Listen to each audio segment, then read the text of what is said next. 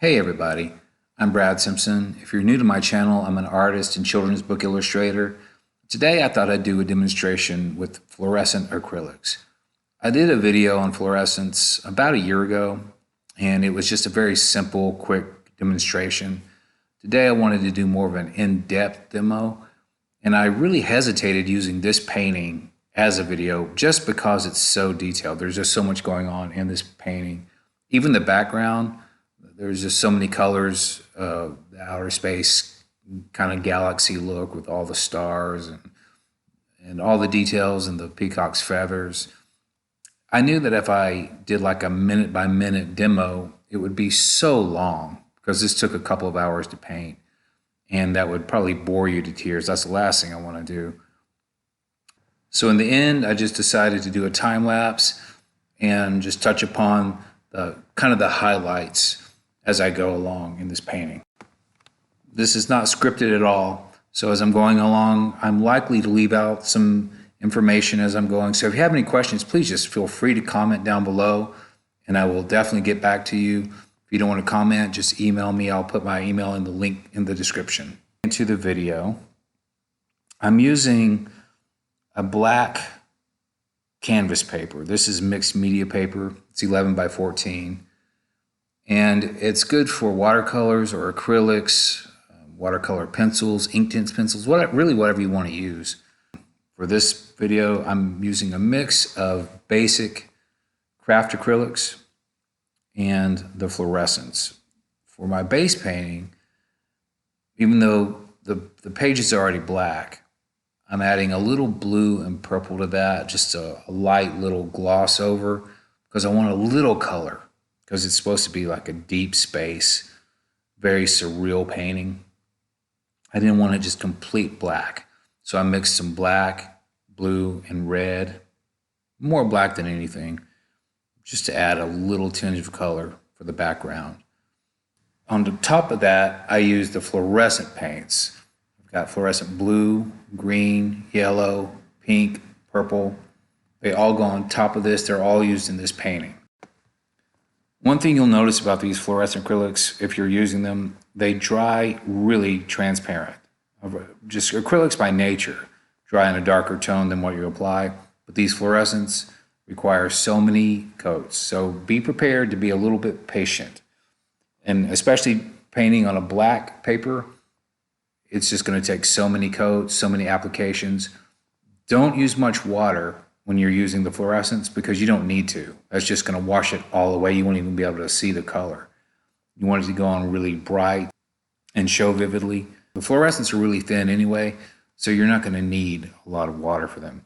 I'm using a very small angle brush for the blending.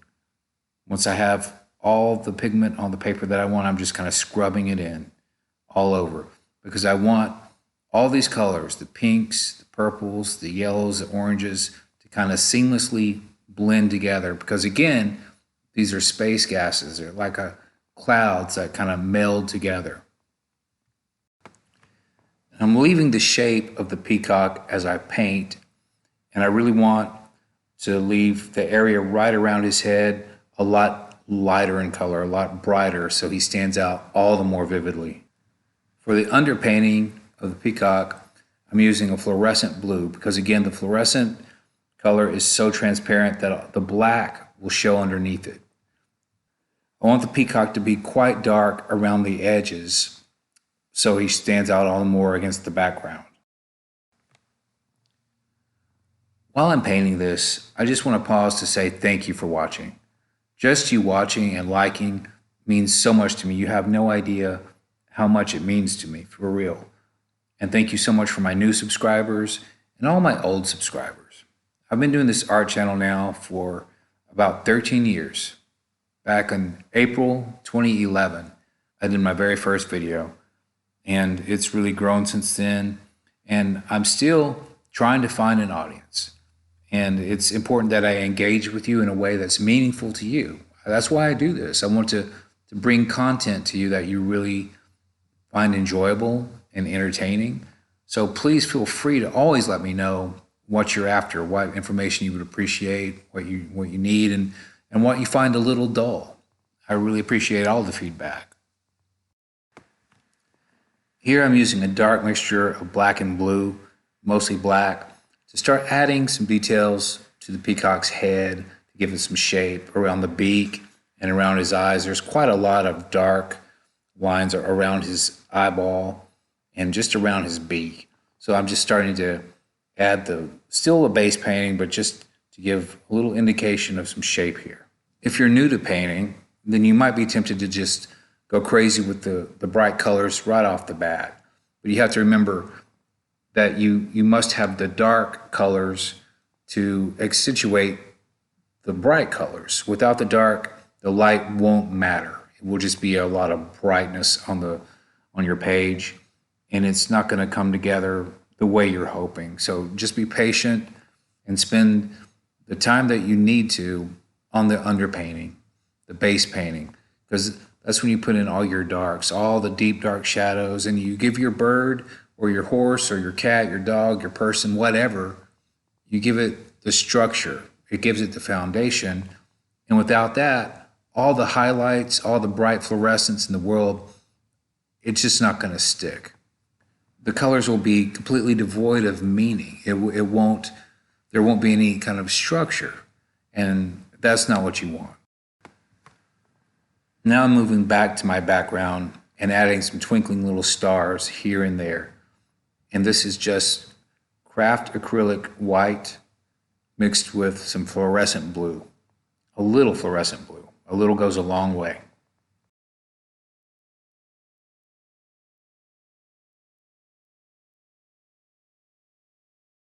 You can use the sprinkle method for adding stars if you prefer. That's where you add a lot of white to a fan brush or a toothbrush and just kind of use your finger to flick it on the page. That's okay, but for this, I just want more control. So I'm just manually putting it in dot by dot. And that way, I can make some of the stars bigger, some smaller, they're further away, some are much closer. And I can even give some a glowing effect, which I'll touch on that here in a little while. Now I've switched to a small little liner brush, and using pure white, I'm going to start adding some color to his beak. This is just pure white going on the page, and it's a very small, delicate little area, so I have to use a very steady hand, and around his eye too, just a little white. He's got some stripes here and there on his face. That's all I'm doing now, just kind of delicately adding these bits of detail. I'm studying my reference photos as I go. I'm using about 5 different photos that I took from the Fort Worth Zoo.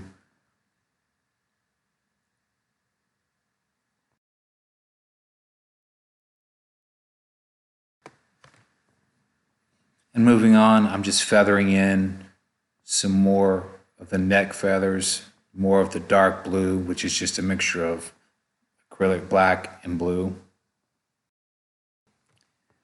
And now I'm adding the little top knots to his head. This is fluorescent blue and a very small little liner brush, just using long strokes.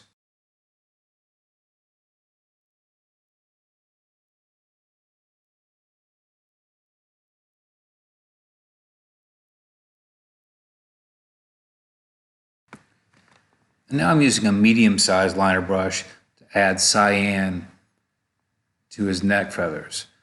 This cyan is not a fluorescent color, but it's just regular acrylic, but it's such a nice color. It adds a lot of brightness.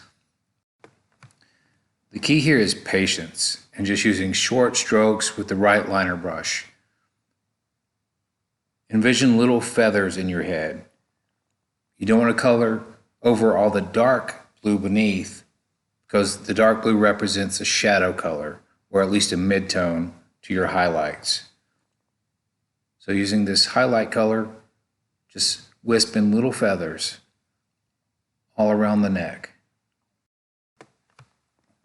And alternately, add more dark blue as you go, working back and forth, layer by layer.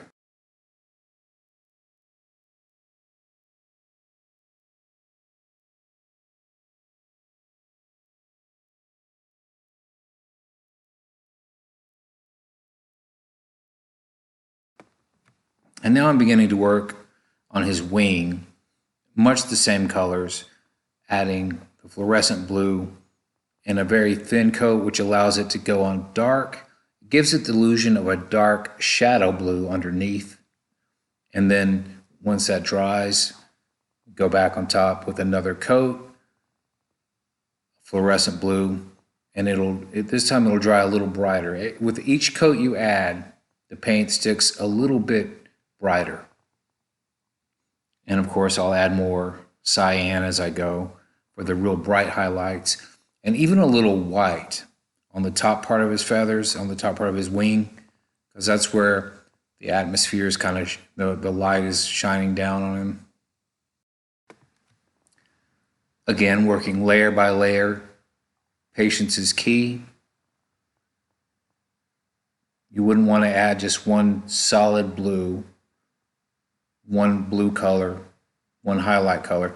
You work layer by layer, leaving plenty of dark in between. Again, that's your shadow.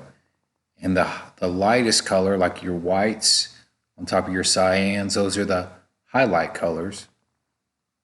Essentially, you're working with 4 or 5 of the same colors, just different tones. A really dark blue / black with your shadow, and then a lighter blue on top of that, a medium blue, and then a highlight blue, and then your highlight white. The more colors you can add, the more realistic and the more interesting your composition. I plan to borrow a segment of this video for another video on how to paint feathers in detail. It'll go much more in depth. Here, for the sake of time, I have to time lapse. For those who are wanting more of a more in-depth tutorial on painting these little feathers and adding the details, there will be a second video coming using this footage. Now I'm adding some green to his neck and some of his wing feathers. This green is just a regular craft acrylic. It's not fluorescent. You can use fluorescent if you want. It just takes a little longer to dry. And I find that the regular craft green really blends better for what I'm going for right here for this. I just want a soft mix.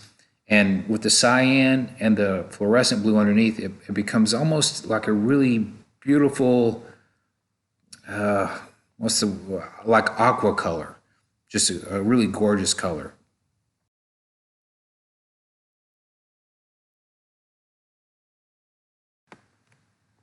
As always, I'm continuing using short little strokes with my liner brush, mimicking feathers.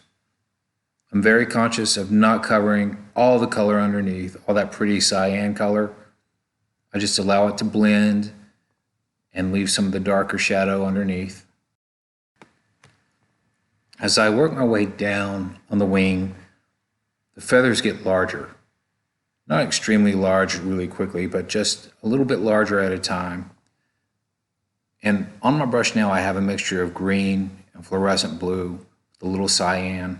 I'm allowing all those colors just to kind of blend. They're not mixed on the palette. They're just more mixing on the canvas paper. And it gives it a really cool kind of psychedelic, kaleidoscopic look.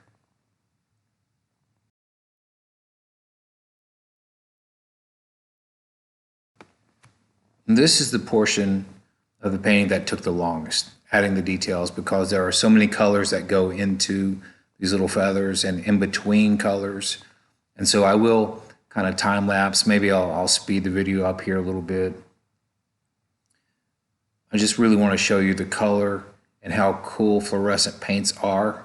As I work lower, I add more golden color, kind of like a yellow ochre, but I'm mixing fluorescent yellow with a little orange and a little red to get my yellow ochre color. And it comes off a lot brighter, a lot more golden color, which is what I'm kind of looking for.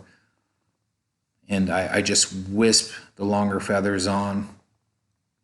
Again, this portion took a good long time to do, a lot of patience, but I love doing it. It's such a labor of love. And I know that it will turn out if I just take my time with it. It'll turn out well. By the way, this painting I'm doing, it's an illustration for a children's book I'm working on. It's a fantasy fairy tale book. And peacocks are very interesting creatures. As I was doing my research, I found out that although both sexes of birds are referred to as peacock, technically only males are peacocks. The females are peahens. And together they're called peafowl. I bet you didn't know that. The most recognizable species are the blue, also known as the Indian peacock, and the green, which is Javanese.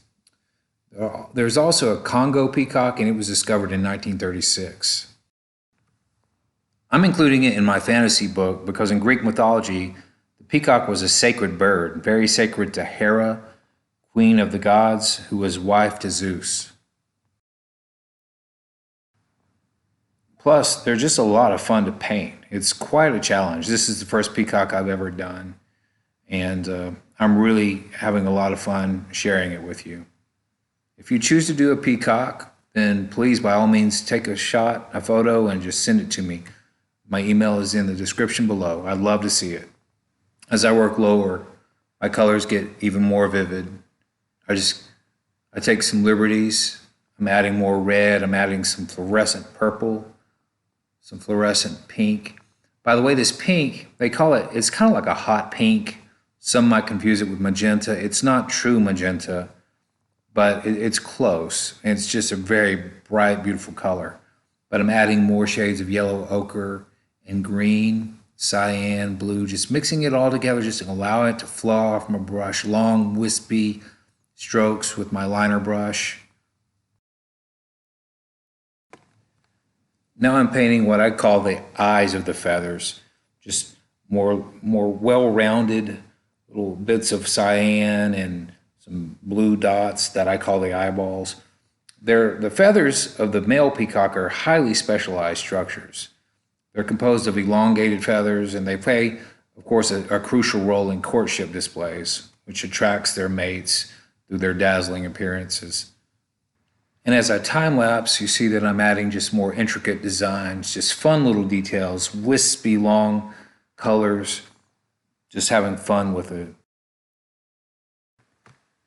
Adding more and more colors to the feathers, the plumage, taking liberties. Again, this is a fantasy book. I want it to pop. I want these colors to just jump right off the page.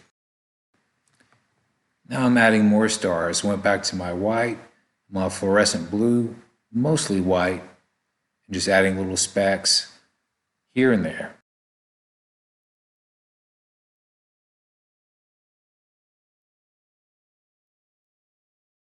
I mentioned earlier that I would show how to do a glowing star, and this is how I do it. I just make a little dot and use my finger and just kind of smudge it around, and then add a single bright dot right in the middle of it.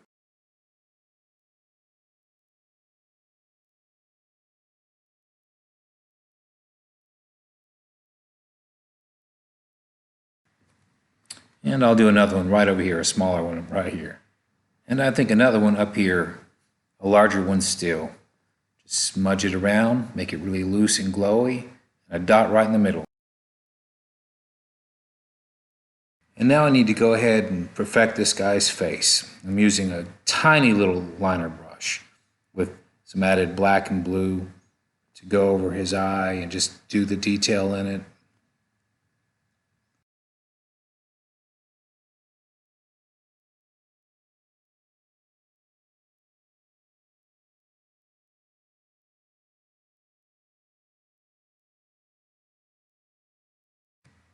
And I need to shape his beak a little better too. And adding more white around his eyes. Just adding all these last little details in. And I'm using regular craft glue just to add some soft shadows around the crease of his beak.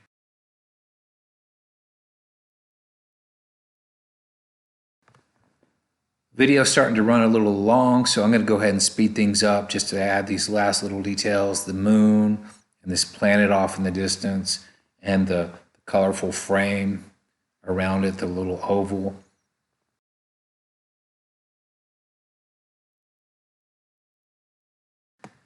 I certainly hope I haven't put you to sleep or bored you to tears. I'm never quite sure how to do these longer, more detailed videos, so if you have any suggestions, I would love to hear them. Please feel free to comment below or send me a personal email. I always love hearing from you guys. Well, I think I'm about finished with this one. I may clean up the oval a little bit later on, but for now I'm pretty satisfied with this. I hope you've enjoyed it. I hope this gives you an idea of how amazing fluorescent acrylics can be.